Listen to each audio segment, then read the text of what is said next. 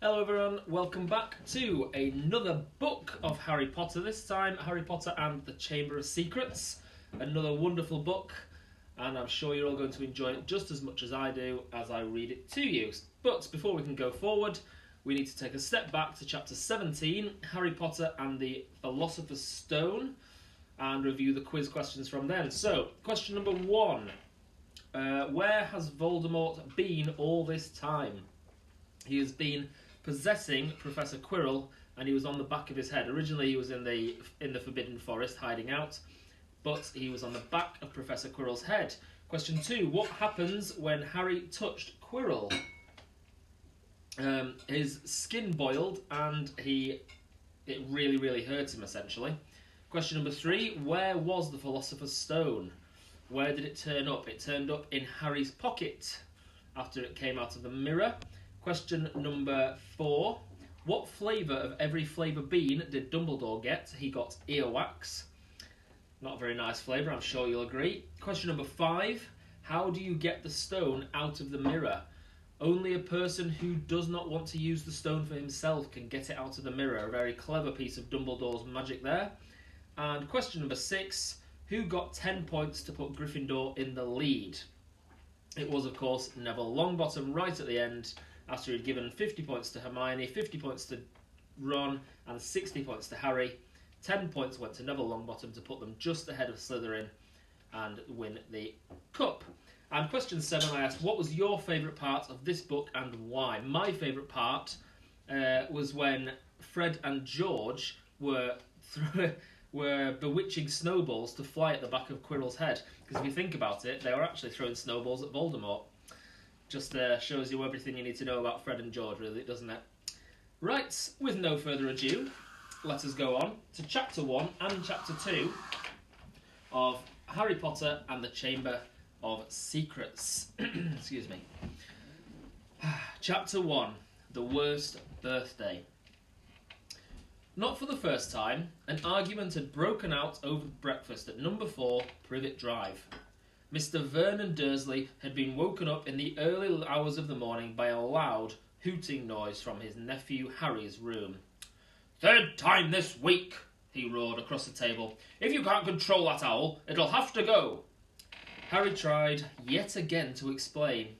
"She's bored," he said. "She's used to flying around outside. If I could just let her out at night—" "Do I look stupid?" snarled Uncle Vernon, a bit of fried egg dangling from his bushy moustache. "I know what'll happen if that owl's let out."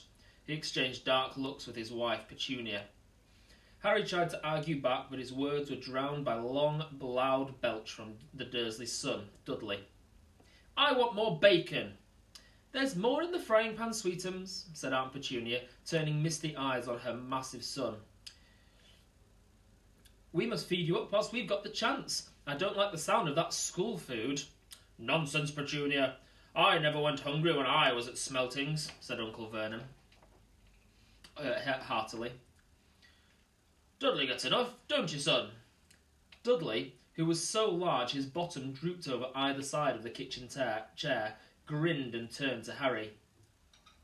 "Pass the frying pan." "You've forgotten the magic word," said Harry irritably. The effect of this simple sentence on the rest of the family was incredible. Dudley gasped and fell off his chair with a crash that shook the whole kitchen. Mrs. Dursley gave a small scream and clapped her hands to her mouth. Mr. Dursley jumped to his feet, veins throbbing in his temples. "I meant please," said Harry quickly. "I didn't mean—" "What have I told you?" thundered his uncle, spraying spit all over the table. "About saying the M-word in our house?" "But How dare you threaten Dudley?" roared Uncle Vernon, pounding the table with his fist. I warned you. I will not tolerate mention of your abnormality under this roof." Harry stared from his purple-faced uncle to his pale aunt, who was trying to heave Dudley to his feet. "All right," said Harry, "all right." Uncle Vernon sat back down, breathing like a winded rhinoceros, and watching Harry closely out of the corner of his small, sharp eyes. Ever since Harry had come home from the summer holidays, Uncle Vernon had been treating him like a bomb that might go off at any moment, because Harry wasn't a normal boy. As a matter of fact, he was as not normal as it was possible to be. Harry Potter was a wizard. A wizard fresh from his first year at Hogwarts School of Witchcraft and Wizardry. And if the Dursleys were unhappy to have him back for the holidays, it was nothing to how Harry felt. He missed Hogwarts so much, it was like having a constant stomachache. He missed the castle, with its secret passageways and ghosts, his lessons, though perhaps not Snape, the potion masters, the post arriving by owl, eating banquets in the Great Hall, sleeping in his four-poster bed in the Tower dormitory, visiting the gamekeeper Hagrid in his cabin in the grounds next to the Forbidden Forest, and, especially, Quidditch, the most popular sport in the wizarding world. 6 tall goalposts, 4 flying balls, and 14 players on broomsticks. All Harry's spellbooks, his wand, robes, cauldron, and top-of-the-range Nimbus 2000 broomstick had been locked in a cupboard under the stairs by Uncle Vernon the instant Harry had come home. What did the Dursleys care if Harry lost his place in the house Quidditch team because he hadn't practiced all summer? What was it to the Dursleys if Harry went back to school without any of his homework done?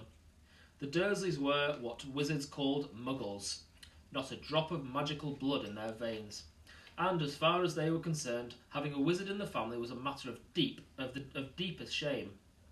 Uncle Vernon had even padlocked Harry's owl Hedwig inside her cage to stop her carrying messages to anyone in the wizarding world. Harry looked nothing like the rest of the family. Uncle Vernon was large and necklace, with an enormous black moustache. Aunt Petunia was horse-faced and bony. Dudley was blonde, pink and porky. Harry, on the other hand, was small and skinny, with brilliant green eyes and jet-black hair that was always untidy. He wore round glasses, and on his forehead was a thin, lightning-shaped scar. It was this scar that made Harry so particularly unusual, even for a wizard. This scar was the only hint of Harry's very mysterious past, of the reason he had been left on the Dursleys' doorstep 11 years before. At the age of 1, Harry had somehow survived a curse from the greatest dark sorcerer of all time, Lord Voldemort, whose name most witches and wizards still feared to speak. Harry's parents had died in Voldemort's attack, but Harry had escaped with his lightning scar, and somehow nobody understood why. Voldemort's powers had been destroyed the instant he had failed to kill Harry. So Harry had been brought up by his dead mother's sister and her husband. He had spent 10 years with the Dursleys, never understanding why he kept making odd things happen without meaning to, believing the Dursleys' story that he had got his scar in the car crash which had killed his parents. And then, exactly a year ago, Hogwarts had written to Harry, and the whole story had come out. Harry had taken up his place at Wizard School, where he and his scar were famous. But now the school year was over, and he was back with the Dursleys for the summer, back to being treated like a dog that had rolled in something smelly. The Dursleys hadn't even remembered that today happened to be Harry's 12th birthday. Of course, his hopes hadn't been high. They'd never given him a proper present, let alone a cake, but to ignore it completely.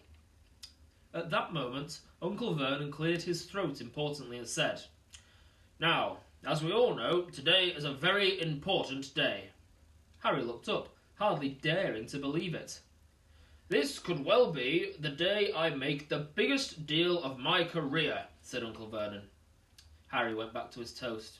Of course, he thought bitterly, Uncle Vernon was talking about the stupid dinner party. He'd been talking of nothing else for a fortnight. Some rich builder and his wife were coming to dinner, and Uncle Vernon was hoping to get a huge order from him. Uncle Vernon's company made drills. "I think we should run through the schedule one more time," said Uncle Vernon. "We should all be in position at 8 o'clock. Petunia, you will be—" "In the lounge," said Aunt Petunia promptly, "waiting to welcome them graciously to our home." "Good, good. And Dudley?" "I'll be waiting at the open door." Dudley put on a foul, simpering smile. "May I take your coats, Mr. and Mrs. Mason?" "They'll love him," cried Aunt Petunia rapturously. "Excellent, Dudley," said Uncle Vernon. Then he rounded on Harry. And you? I'll be in my bedroom, making no noise and pretending I'm not there, said Harry tonelessly. Exactly, said Uncle Vernon nastily. I will lead them into the lounge, introduce you, Petunia, and pour them drinks. At 8:15, I'll announce dinner, said Aunt Petunia. And Dudley, you'll say, May I take you through to the dining room, Mrs. Mason? Said Dudley, offering his fat arm to an invisible woman. My perfect little gentleman, sniffed Aunt Petunia. And you, said Uncle Vernon viciously to Harry. I'll be in my room, making no noise and pretending I'm not there, said Harry dully. Precisely. Now, we should aim to get into a few good compliments at dinner. Petunia, any ideas? Vernon tells me you're a wonderful golfer, Mr. Mason. Do tell me where you bought your dress, Mrs. Mason. Perfect. Dudley? How about... We had to write an essay about our hero at school, Mr. Mason, and I wrote about you. This was too much for both Aunt Petunia and Harry. Aunt Petunia burst into tears and hugged her son, while Harry ducked under the table so they wouldn't see him laughing. And you, boy! Harry fought to keep his face straight as he emerged. I'll be in my room, making no noise, and pretending I'm not there, he said. Too right you will, said Uncle Vernon forcefully. The Masons don't know anything about you, and it's going to stay that way. When dinner's over, you take Mrs. Mason back to the lounge for coffee, Petunia, and I'll bring the subject round to drills. With any luck, I'll have the deal signed and sealed before the news at 10. We'll be shopping for a holiday home in Mallorca this time tomorrow. Harry couldn't feel too excited about this. He didn't think the Dursleys would like him any better in Mallorca than they did at Privet Drive. Right, I'm off into town to pick up the dinner jackets for Dudley and me. And you, he snarled at Harry, you stay out of your aunt's way while she's cleaning. Harry left through the back door. It was a brilliant, sunny day. He crossed the lawn, slumped down on the garden bench and sang under his breath. Happy birthday to me, happy birthday to me. No cards, no presents, and he would be spending the evening pretending not to exist. He gazed miserably into the hedge. He had never felt so lonely. More than anything else at Hogwarts, more even than playing Quidditch, Harry missed his best friends, Ron Weasley and Hermione Granger. They, however, didn't seem to be missing him at all. Neither of them had written to him all summer, even though Ron had said he was going to ask Harry to come and stay. Countless times, Harry had been on the point of unlocking Hedwig's cage by magic and sending her to Ron and Hermione with a letter. But it wasn't worth the risk.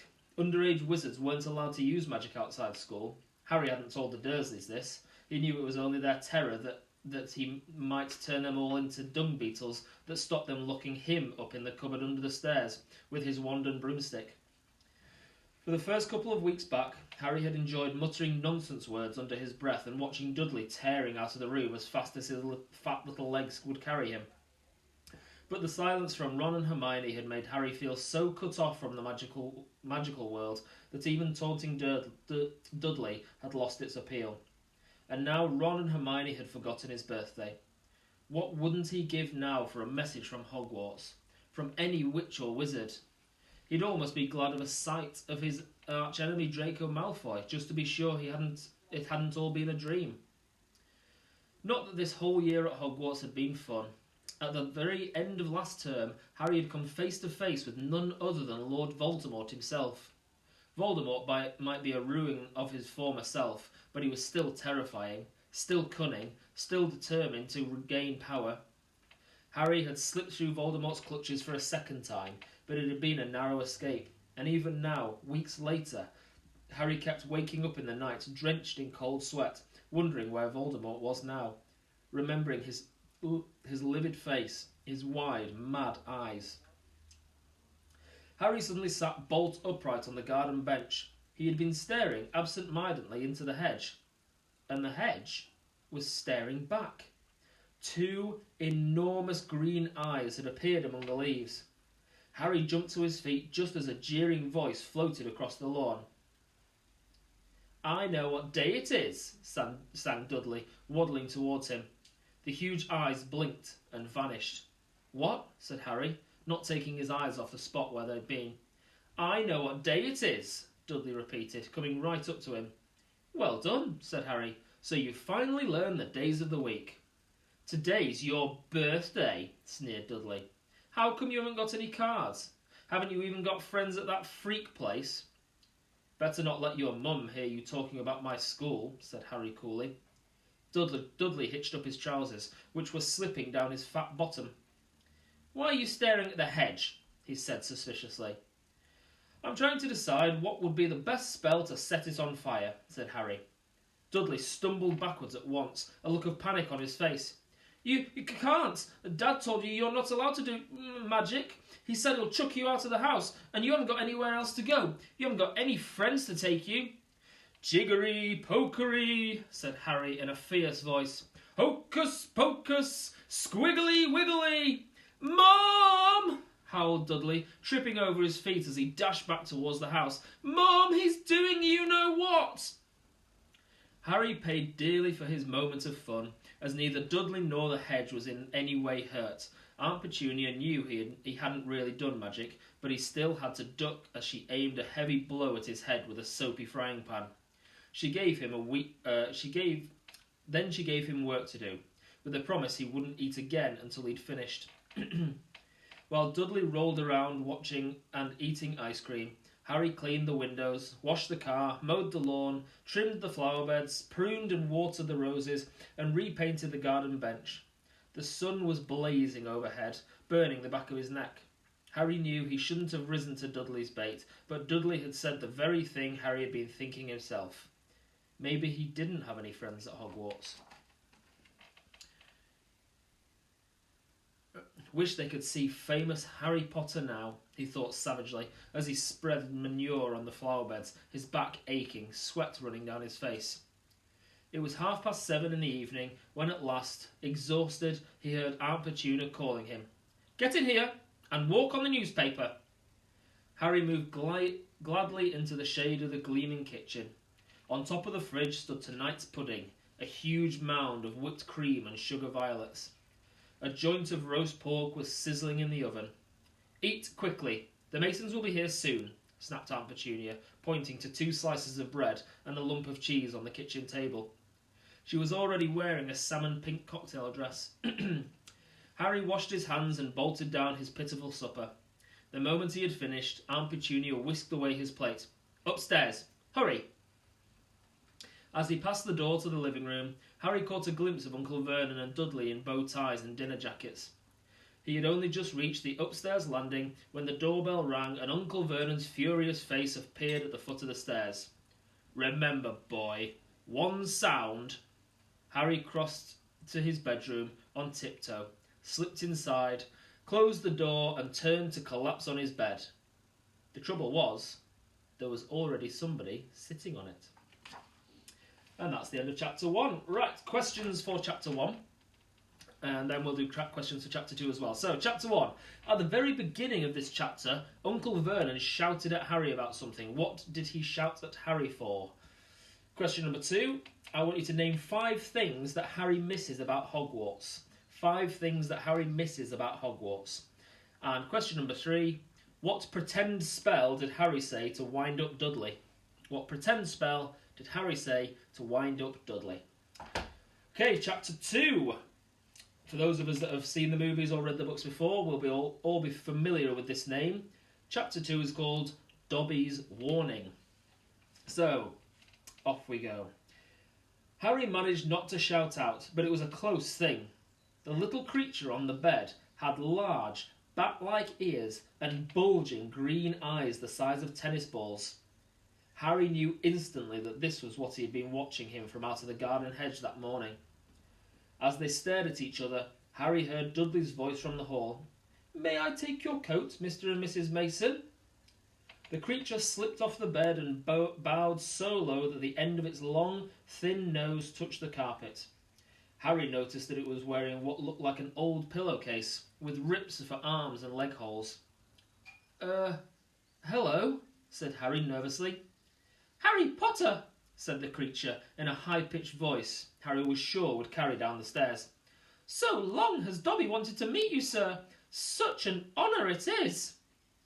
Thank you, said Harry, edging along the wall and sinking into his desk chair next to Hedwig, who was asleep in her large cage. He wanted to ask, "What are you?" but thought that would sound too rude, so instead he said, "Who are you?" "Dobby, sir. Just Dobby. Dobby the house elf," said the creature. "Oh, really?" said Harry. I don't want to be rude or anything, but this isn't a great time for me to have a house elf in my bedroom."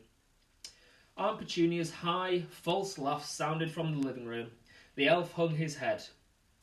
"Not that I'm not pleased to meet you," said Harry quickly, "but, is there any particular reason you're here?" "Oh, yes, sir," said Dobby earnestly. "Dobby has come to tell you, sir. It's difficult, sir. Dobby wonders where to begin." "Sit down," said Harry politely, pointing to the bed. To his horror, the elf burst into tears very noisily. "Sit down?" he wailed. "Never, never, ever!" Harry thought he heard the voices downstairs falter. "I'm sorry," he whispered. "I didn't mean to offend you or anything." "Offend Dobby?" choked the elf. "Dobby has never been asked to sit down by a wizard, like an equal." Harry, trying to say shh and look comforting at the same time, ushered Dobby back onto the bed, where he sat coughing, looking like a large and very ugly doll. At last he managed to control himself, and sat with his great eyes fixed on Harry in an expression of watery adoration. "You can't have met many decent wizards," said Harry, trying to cheer him up. Dobby shook his head. Then, without warning, he leapt up and started banging his head furiously on the window, shouting, "Bad Dobby! Bad Dobby!" "Don't! What are you doing?" Harry hissed, springing up and pulling Dobby back out onto the bed. Hedwig had woken up with a particularly loud screech and was beating her wings wildly against the bars of her cage.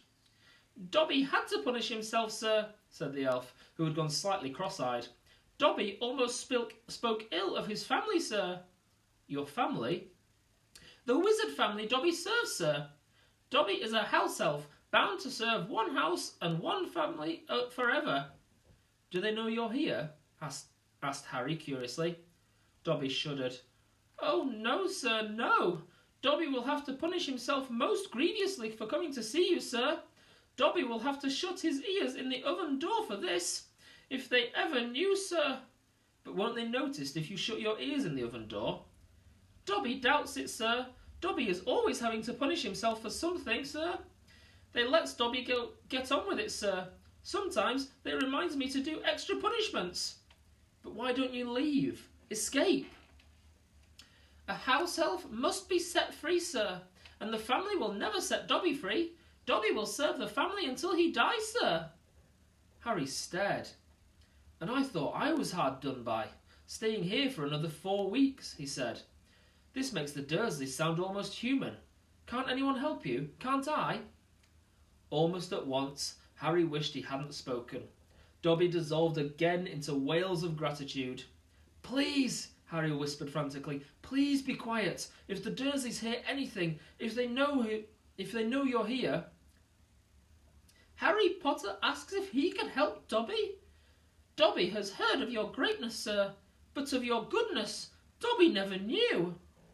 Harry, who was feeling distinctly hot in the face, said, "Whatever you've heard about my greatness, it's a load of rubbish. I'm not even top of my year at Hogwarts. That's Hermione. She..." But he stopped quickly, because thinking about Hermione was painful. "Harry Potter is humble and modest," said Dobby reverently, his orb-like eyes aglow. "Harry Potter speaks not of his triumph over he who must not be named." "Voldemort?" said Harry. Dobby clapped his hands over his bat ears and moaned, "Ah, speak not the name, sir, speak not the name." "Sorry," said Harry quickly. "I know lots of people don't like it. My friend Ron..." He stopped again, thinking about Ron was too painful too. Dobby leaned towards Harry, his wide eyes as headlamps. "Dobby heard tell," he said hoarsely, "that Harry Potter met the Dark Lord for a second time just weeks ago. That Harry Potter escaped yet again." Harry nodded, and Dobby's eyes suddenly shone with tears. "Ah, sir," he gasped, dabbing his face with the corner of the grubby pillowcase he was wearing. "Harry Potter is valiant and bold. He has braved so many dangers already, but Dobby has come to protect Harry Potter, to warn him. Even if he does have to shut his ears in the oven door later, Harry Potter must not go back to Hogwarts." There was a silence broken only by the chink of knives and forks from downstairs and the distant rumble of Uncle Vernon's voice. "What?" Harry stammered. "But I've got to go back. Term starts on September the 1st. It's all that's keeping me going. You don't know what it's like here. I don't belong here. I belong in your world at Hogwarts." "No, no, no!" squeaked Dobby, shaking his head so hard his ears flapped. "Harry Potter must stay where he is safe. He is too great, too good to lose. If Harry Potter goes back to Hogwarts, he will be in mortal danger." "Why?" said Harry in surprise. "There is a plot, Harry Potter. A plot to make most terrible things happen at Hogwarts School of Witchcraft and Wizardry this year," whispered Dobby, suddenly trembling all over. "Dobby has known it for months, sir. Harry Potter must not put himself in peril. He is too important, sir." "What terrible things?" said Harry at once. "Who's plotting them?" Dobby made a funny choking noise and then banged his head madly against the wall. "All right," cried Harry, grabbing the elf's arm to stop him. "You can't say. I understand. But why are you warning me?" A sudden, unpleasant thought struck him. "Hang on. This hasn't got anything to do with with you-know-who, has it? You could just shake or nod," he added hastily, as Dobby's head tilted worryingly close to the wall again. Slowly, Dobby shook his head. Not he who must not be named, sir." But Dobby's eyes were wide and he seemed to be trying to give Harry a hint. Harry, however, was completely at sea. "He hasn't got a brother, has he?" Dobby shook his head, his eyes wider than ever. "Well then, I can't think who else would have a chance of making horrible things happen at Hogwarts," said Harry. "I mean, there's Dumbledore for one thing. You know who Dumbledore is, don't you?" Dobby bowed his head. "Albus Dumbledore is the greatest headmaster Hogwarts has ever had. Dobby knows it, sir. Dobby has heard Dumbledore's powers rival those of he who must not be named at the height of his strength. But, sir," Dobby's voice dropped to an urgent whisper, "there are powers Dumbledore doesn't. Powers no decent wizard." And before Harry could stop him, Dobby bounded off the bed, seized Harry's desk lamp and started beating himself around the head with ear-splitting yelps. A sudden silence fell downstairs. 2 seconds later, Harry, heart-thudding madly, heard Uncle Vernon coming into the hall, calling, "Dudley must have left his television on again, the little tyke." "Quick, in the wardrobe," hissed Harry, stuffing Dobby in, shutting the door and flinging himself onto the bed just as the door handle turned. "What the devil are you doing?" said Uncle Vernon through gritted teeth, his face horribly close to Harry's. "You've just ruined the punchline of my Japanese golfer joke. One more sound and you'll wish you'd never been born, boy." He stomped, flat-footed, from the room. Shaking, Harry let Dobby out of the wardrobe. "See what it's like here?" he said. "See why I've got to go back to Hogwarts? It's the only place I've got. Well, I think I've got friends." "Friends who don't even write to Harry Potter?" said Dobby slyly. "I expect they've just been—" "Hang on," said Harry, frowning. "How do you know my friends haven't been writing to me?" Dobby shuffled his feet. "Harry Potter mustn't be angry with Dobby. Dobby did it for the best." "Have you been stopping my letters?" "Dobby has them here, sir," said the elf, stepping nimbly out of Harry's reach. He pulled a thick wad of envelopes from the inside of the pillowcase he was wearing. Harry could make out Hermione's neat writing, Ron's untidy scrawl, and even a scribble that looked as though it was from the Hogwarts gamekeeper Hagrid. Dobby blinked anxiously up at Harry. "Harry Potter mustn't be angry. Dobby hoped. If Harry Potter thought his friends had forgotten him, Harry Potter might not want to go back to school, sir." Harry wasn't listening. He made a grab for the letters, but Dobby jumped out of his reach. Harry Potter will have them, sir, if he gives Dobby his word that he will not return to Hogwarts. Ah, sir, this is a danger you must not face. Say you won't go back, sir. No, said Harry angrily. Give me my friend's letters. Then Harry Potter leaves Dobby no choice, said the elf, sadly. Before Harry could move, Dobby had darted to the bedroom door, pulled it open and sprinted down the stairs. Mouth dry, stomach lurching, Harry sprang after him, trying not to make a sound. He jumped the 6 last stairs, landing cat-like on the hall carpet, looking around for Dobby. From the dining room he heard Uncle Vernon saying, Tell Petunia that very funny story about those American plumbers, Mr. Mason. She's been dying to hear. Harry ran up the hall into the kitchen and felt his stomach disappear.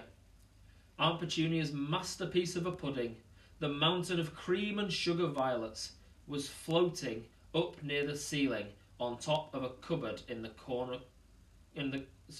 On top of the cupboard in the corner crouched Dobby. No, croaked Harry. Please, they'll kill me. Harry Potter must say he's not going back to school. Dobby, please, say it, sir. I can't. Dobby gave him a tragic look. Then Dobby must do it, sir, for Harry Potter's own good. The pudding fell to the floor with a heart-stopping crash. Cream splattered the windows and walls as the dish shattered. With a crack like a whip, Dobby vanished. There were screams from the dining room and Uncle Vernon burst into the kitchen to find Harry, rigid with shock, covered from head to foot in Aunt Petunia's pudding. At first, it looked as though Uncle Vernon would manage to gloss the whole thing over. Just our nephew, very disturbed. Meeting strangers upsets him, so we kept him upstairs. He shooed the Masons back into the dining room, promised Harry he would flay him within an inch of his life when the Masons had left, and handed him a mop. Aunt Petunia dug some ice cream out of the freezer and Harry, still shaking, started scrubbing the kitchen clean. Uncle Vernon might still have been able to make his deal if it hadn't been for the owl. Aunt Petunia was just handing around a box of after-dinner mints when a large barn owl swooped through the dining room window, dropped a letter on Mrs. Mason's head and swooped out again. Mrs. Mason screamed like a banshee and ran from the house, shouting about lunatics. Mr. Mason stayed just long enough to tell Dursley that his wife was mortally afraid of birds of all shapes and sizes, and to ask whether this was their idea of a joke. Harry stood in the kitchen, clutching the mop for support as Uncle Vernon advanced on him, a demonic glint in his tiny eyes. "Read it," he hissed evilly, brandishing the letter the owl had delivered. "Go on, read it." Harry took it. It did not contain birthday greetings. "Dear Mr. Potter, we have received intelligence that a hover charm was used at yours house of residence this evening at 12 minutes past 9. As you know, underage wizards are not permitted to perform spells outside school, and further spell work on your part may lead to expulsion from said school. Decree for the reasonable restriction of underage sorcery, 1875, paragraph C. We would also like you to remember that any magical activity which risks notice by members of non-magical community, Muggles, is a serious offence under Section 13 of the International Confederation of Wizards, Warlock Statute of Sorcery. Enjoy your holidays. Yours sincerely, Mafalda Hopkirk. Improper use of magical office, Ministry of Magic."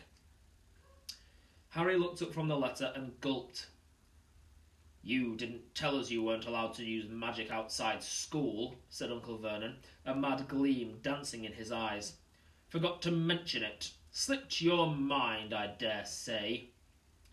He was breathing down on Harry like a great bulldog, all his teeth bared. "Well, I've got news for you, boy. I'm locking you up. You're never going back to that school. Never! And if you try any magic yourself out, they'll expel you." And laughing like a maniac, he dragged Harry back upstairs. Uncle Vernon was as bad as his word. The following morning, he paid a man to fit bars on Harry's window. He himself fitted the cat flap in the bedroom door so that small amounts of food could be pushed inside 3 times a day. They let Harry out to use the bathroom morning and evening. Otherwise, he was locked in his room around the clock. 3 days later, the Dursleys were showing no sign of relenting, and Harry couldn't see any way out of his situation. He lay on his bed, watching the sun sinking behind the bars on the window, and wondered miserably what was going to happen to him. What was the good of magicking himself out of his room if Hogwarts would expel him for doing it? Yet life at Privet Drive had reached an all-time low. Now the Dursleys knew they weren't going to wake up as fruit bats. He had lost his only weapon. Dobby might have saved Harry from horrible happenings at Hogwarts, but the way things were going, he'd probably starve to death anyway. The cat flap Excuse me. The cat flap rattled, and Aunt Petunia's hand appeared, pushing a bowl of tinned soup into the room. Harry, whose insides were aching with hunger, jumped off his bed and seized it.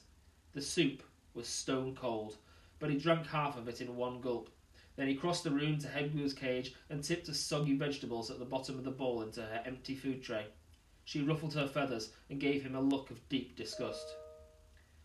"It's no good turning your beak up at it. That's all we've got," said Harry grimly. He put the empty bowl back on the floor next to the cat flap and lay back down on the bed, somehow even hungrier than he had been before the soup. Supposing he was still alive in another 4 weeks, what would happen if he didn't turn up at Hogwarts? Would someone be sent to see why he hadn't come back? Would they be able to make the Dursleys let him go? The room was growing dark. Exhausted, stomach rumbling, mind spinning over the same unanswerable questions, Harry fell into an uneasy sleep.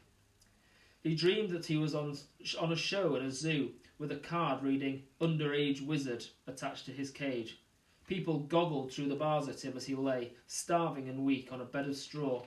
He saw Dobby's face in the crowd and shouted, "Ask for help!" But Dobby called, "Harry Potter is safe there, sir," and vanished. Then the Dursleys appeared and Dudley rattled the bars of the cage, laughing at him. "Stop it," Harry muttered, as the rattling pounded in his sore head. "Leave me alone. Cut it out. I'm trying to sleep." He opened his eyes. Moonlight was shining through the bars on the window, and someone was goggling through the bars at him. A freckled-faced, red-haired, long-nosed someone. Ron Weasley was outside Harry's window. And that is the end of Chapter 2. As I said, this is a great book, very exciting one, with a wonderful start. We met Dobby, who has a very high-pitched, squeaky voice. Harry has been tricking Dudley into thinking that he can do magic anytime he likes. And he's now been locked up, but Ron seems to have come to his rescue, we can but hope, and we'll find out in the next chapter. So, end of chapter quiz. Question number 1. What did Dobby bang his head against? Harry asked him a question. He said, "You can't have met many decent wizards." At which point, Dobby shook his head, realised he'd done something wrong, and then banged his head against something. What did he bang his head against? Question number 2. Why was Dobby there? What had Dobby turned up to do? Question number 3. What had Dobby stolen from Harry?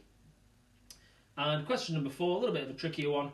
Who from the Ministry of Magic sent the letter to Harry? Who from the Ministry of Magic sent the letter to Harry? Thank you again for tuning in to listen, and I hope you will have thoroughly enjoyed it and look forward to what comes next in the rest of this book. Hopefully, as always, I hope I get to see you all again very soon. Bye-bye.